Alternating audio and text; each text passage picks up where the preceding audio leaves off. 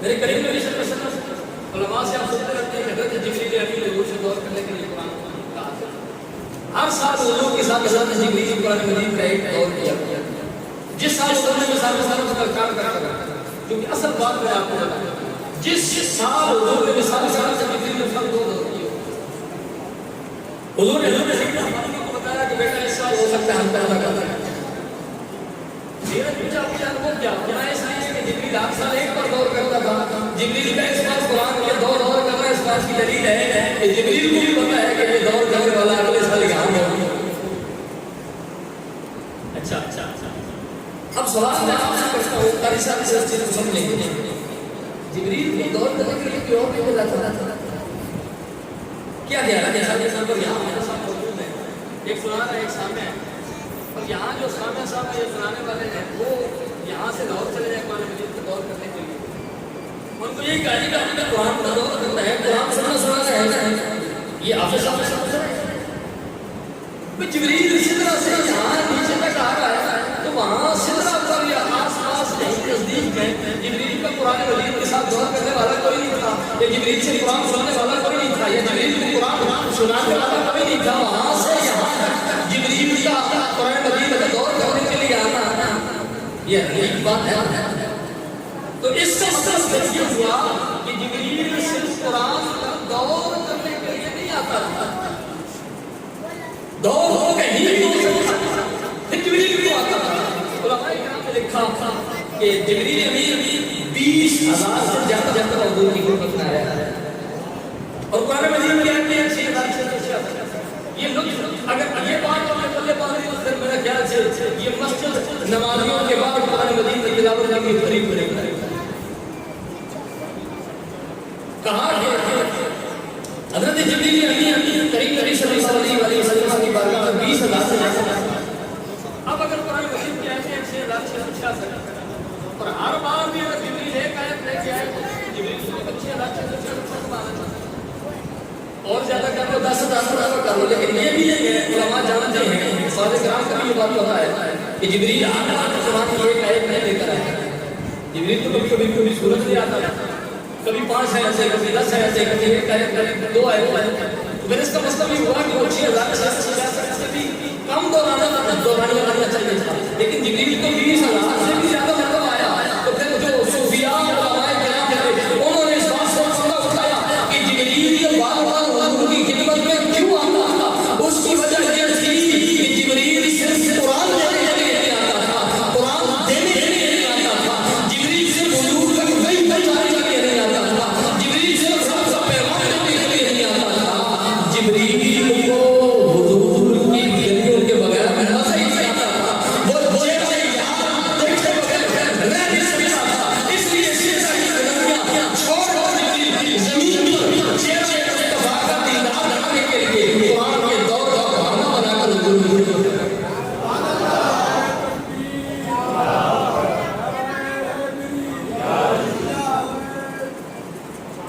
فرمایا جبریل اس لیے آتا ہے کہ قرآن مجید اب رہی بات ہے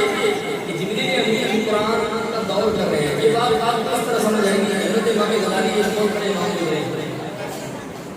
حضرت موسیٰ علیہ السلام نے حضور کریم نبی صلی اللہ علیہ وسلم سے سوال کیا کہ آپ یہ اللہ بتائیں کہ آپ جو اپنی امت کے علماء کی بات کرتے ہیں جن علماء پر آپ کو فخر ہے ان میں سے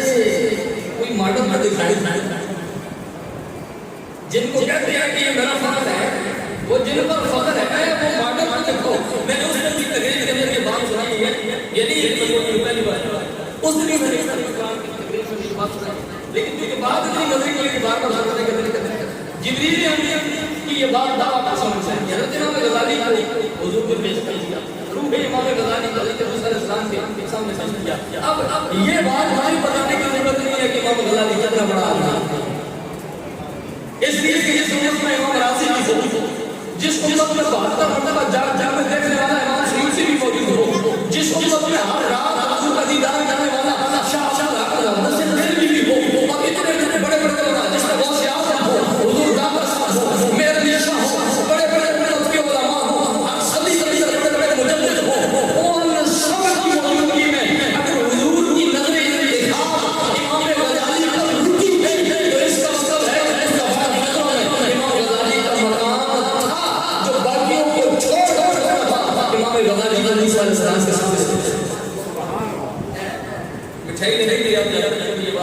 جانے گا کہ قرآن کی بات مٹھائی لینے کے لیے تو کہتے ہیں یہ سیمپل دکھاؤ. تو وہ کیا کرتا ہے جو فرش بنے ہوتی وہ آپ کو سب کچھ دے ہو سکتا بعد میں دوسری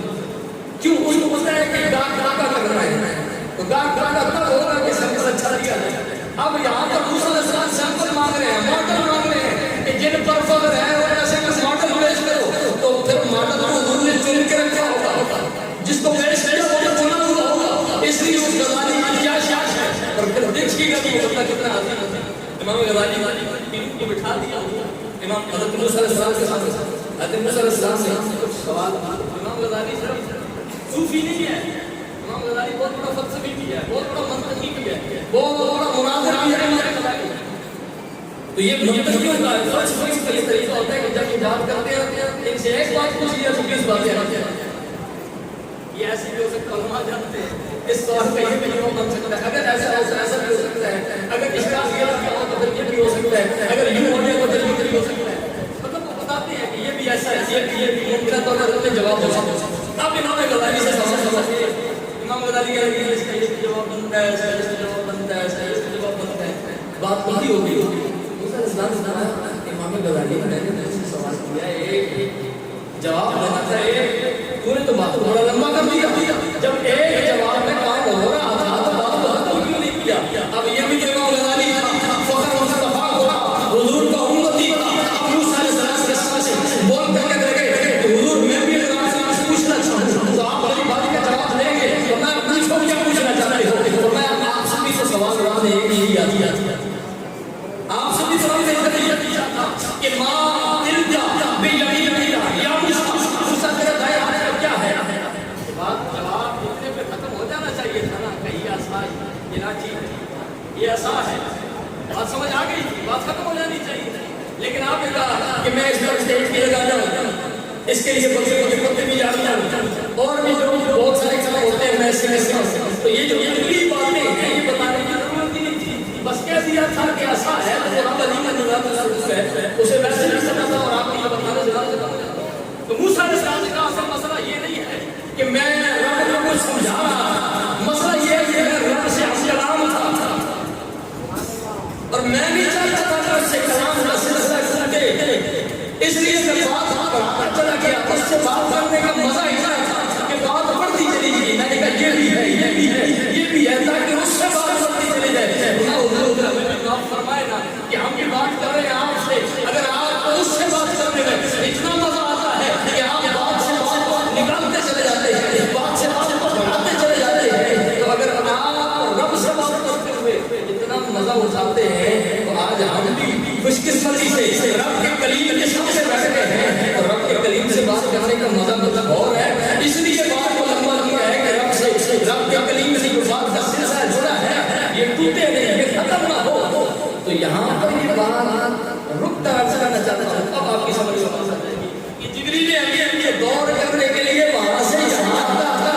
تو اصل میں مسئلہ قرآن و سنت سنانے کا نہیں تھا. قرآن کہیں بھی سنا جا سکتا تھا, قرآن کسی چیز بھی سنایا جا سکتا تھا, لیکن جبریل کو جو زمانے مصطفیٰ سے قرآن سننے میں مزہ آتا تھا وہ صدرہ کی بلندیوں میں نہیں تھا. اس لیے جبریل کو بلندیاں چھوڑ کر مدینے میں مصطفیٰ کے قدموں میں بیٹھ کے وہ قرآن سنتا بھی تھا, قرآن سناتا بھی تھا, کیونکہ یاد سے قرآن سننے میں جو مزہ آتا ہے وہ جبریل کو کہیں اور نہیں آتا تھا. یاد قرآن سنانے میں جو مزہ آتا تھا جبریل کو وہ لطف کہیں اور نہیں آتا. اس لیے جبریل یہاں قرآن سننے بھی آتے تھے, حضور کو قرآن سناتے تھے. باقی قرآن سننا بھی اگر مصطفیٰ کی سنت ہے بس آپ قرآن سنانا حضور صحابہ کرام قرآن سناتے تھے.